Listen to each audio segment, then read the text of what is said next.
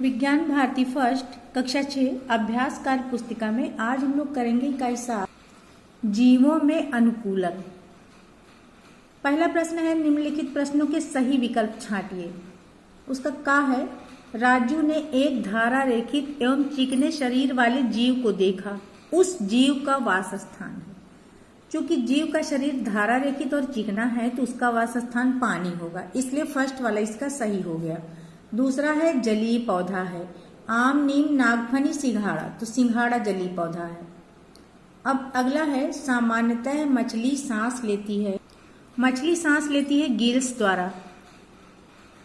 अब है मेढक रहता है जल में, थल में, वायु में, जल तथा स्थल दोनों में, तो ये दोनों जगह रहता है, इसलिए इसको उभयचर वर्ग में रखा गया है, तो इसका फोर्थ सही है। आगे है मरुस्थलीय पौधों में जड़ें अधिक विकसित, कम विकसित, अनुपस्थित नहीं होती। तो मरुस्थलीय पौधों की जड़ें अत्यधिक विकसित होती हैं क्योंकि उनको काफी दूर से पानी खींचना पड़ सकता है। प्रश्न 2 में रिक्त स्थानों की पूर्ति करना है। हाइड्रिला एक, ये खाली है तो यहाँ भरा जाएगा जलीय पौधा है। मेढक एक उभयचर जंतु है। मछली जल में घुली ऑक्सीजन को गिल्स के द्वारा ग्रहण करती हैं। जल और थल दोनों में रहने वाले जंतु को उभयचर कहते हैं और पक्षियों की अस्थियां खोखली होती हैं। अब तीसरा प्रश्न है निम्नलिखित में सही कथन पर सही तथा गलत पर गलत का चिन्ह लगाना है। मरुस्थलीय पौधे में जड़ें अल्प विकसित हैं, गलत है। अभी हमने पढ़ा कि मरुस्थलीय पौधों में अधिक विकसित जड़ें होती हैं। अगला है नीम, आम, बबूल व अमरूद मरुस्थलीय वृक्ष हैं, ये भी गलत है क्योंकि हमने इनको स्थलीय में पढ़ा है। अब है पक्षियों के अग्रपात पंखों में रूपांतरित होते हैं, ये सही है। अगला है जलीय पौधे हल्के व स्पंजी होते हैं, ये भी सही है।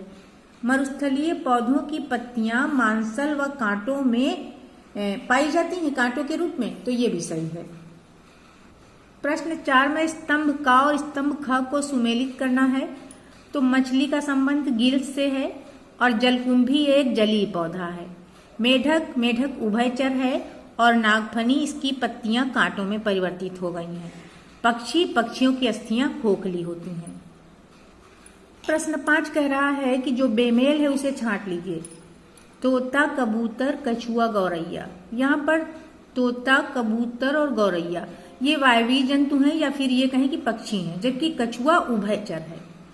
अगला है गाय, बैल, बकरी, ऊंट। यहाँ पर गाय, बैल, बकरी स्थलीय जंतु है जबकि ऊंट मरुस्थलीय जंतु है, इसलिए ऊंट अलग है। ग नंबर है तितली, मधुमक्खी, खरगोश और घरेलू मक्खी।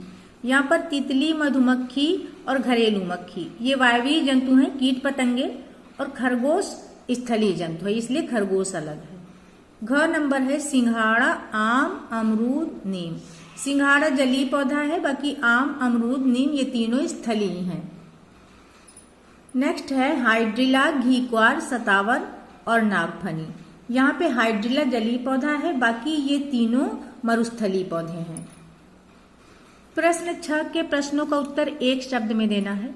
पक्षियों के पंख किस अंग के रूपांतरण हैं? तो अग्रपाद के। अब है ऊंट किस प्रकार के वातावरण में रहता है? तो मरुस्थलीय वातावरण में। ऐसे 2 पौधों के नाम लिखिए जो पानी में उगते हैं और भोजन के रूप में खाए जाते हैं। तो वो है सिंघाड़ा और कमल। जलीय पौधों के सभी भागों पर जलरोधी पदार्थ को क्या कहते हैं? तो इसको जलरोधी मोम या फिर उपचर्म बोलते हैं। अगला है उड़ने वाले कीटों में कितने जोड़ी पंख होते हैं? तो 2 जोड़ी पंख होते हैं। प्रश्न 7 है निम्नलिखित प्रश्नों के उत्तर लिखिए। स्थलीय जंतु को पानी में तथा जलीय जंतु को स्थल पर रहना पड़े तो उन्हें किस प्रकार की समस्या होगी और क्यों? यदि स्थलीय जंतु को पानी में तथा जलीय जंतु को स्थल में रहना पड़े तो विपरीत परिस्थितियों के कारण दोनों को श्वसन, भोजन, सुरक्षा व अन्य आवश्यकताओं की पूर्ति में समस्या होगी। प्रश्न ख है ऊंट मरुस्थल में रहने के लिए किस प्रकार अनुकूलित होते हैं? ऊंट में जल संचय करने की क्षमता, उसकी खुरदुरी त्वचा, अधिक बाल, लंबे पैर तथा गद्देदार तलवे मरुस्थल में रहने के लिए अनुकूलित होते हैं। अब है जलीय पौधों में अनुकूलन कैसे होता है।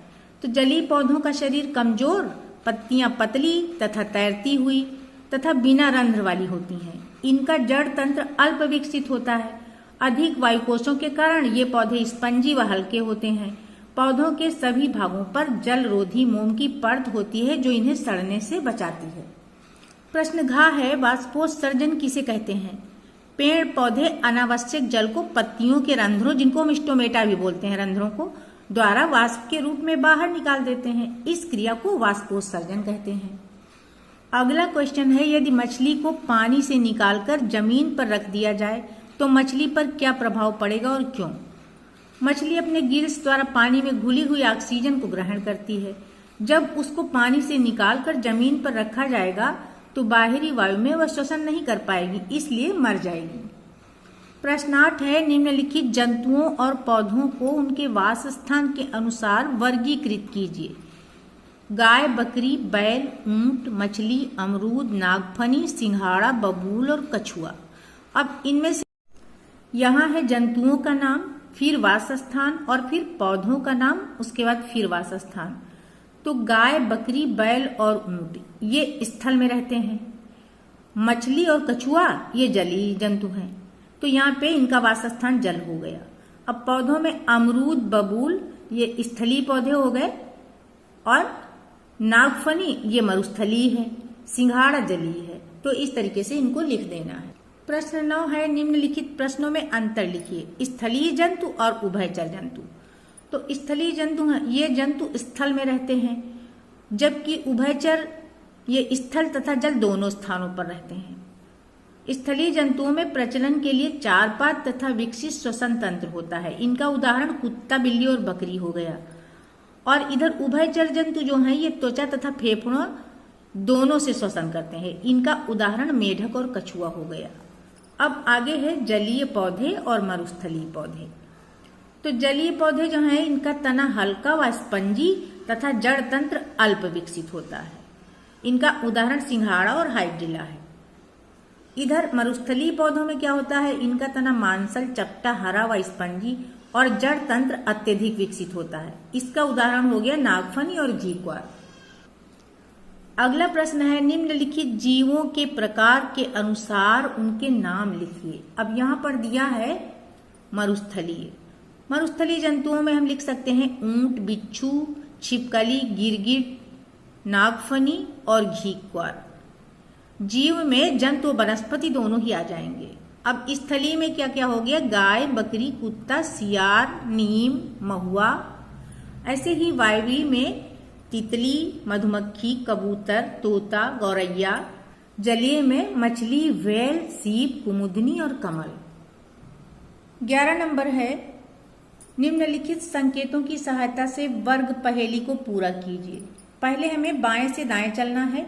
इसमें मरुस्थलीय पौधा, तो यहाँ पर देखिए 1 नंबर पे मरुस्थलीय पौधा में न लिखा है, तो यहाँ पे नी लिखा है, तो नागफनी लिख के इसको नंबर 1 का पूरा कर दिया। अब नंबर 2 है स्थलीय पौधा। अब यहाँ पर भी हम नंबर 2 स्थलीय पौधा में देखते हैं, नी लिखा है तो म लिखा और ये हो गया नीम। 3 नंबर पे है पक्षी का नाम, तो यहाँ पर हम देखते हैं 3 नंबर में ता लिखा है, तो तोता, इस तरीके से पक्षी का नाम हो गया तोता। 4 नंबर में है कीट का नाम, तो यहाँ पे ये कीट का नाम। अब यहाँ पे देखिए 4 नंबर ती लिखा है, ली, तितली हो गया कीट। अब 5 नंबर पे है मरुस्थलीय जंतु का नाम, तो यहाँ पे भी हम 5 नंबर ही देखेंगे, तो 5 नंबर ये नीचे है ऊं और यहाँ ट लिख दिया तो ऊंट, ये कंप्लीट हो गया। अब ऊपर से नीचे चलना है। स्थलीय जंतु 6 नंबर पे देखिए स्थलीय जंतु ध लिखा है तो ये गधा हो गया। अब 7वां नंबर है जलीय जंतु, यहाँ पर 7 नंबर ये देखिए ली लिखा है ना, मछली। और फिर है उड़ने वाला जंतु 8 नंबर पे।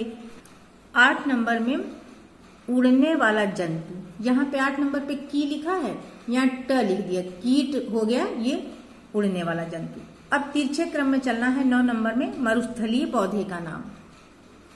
तो ये 9 लिखा है सतावर, सतावर हो गया मरुस्थलीय पौधे का नाम।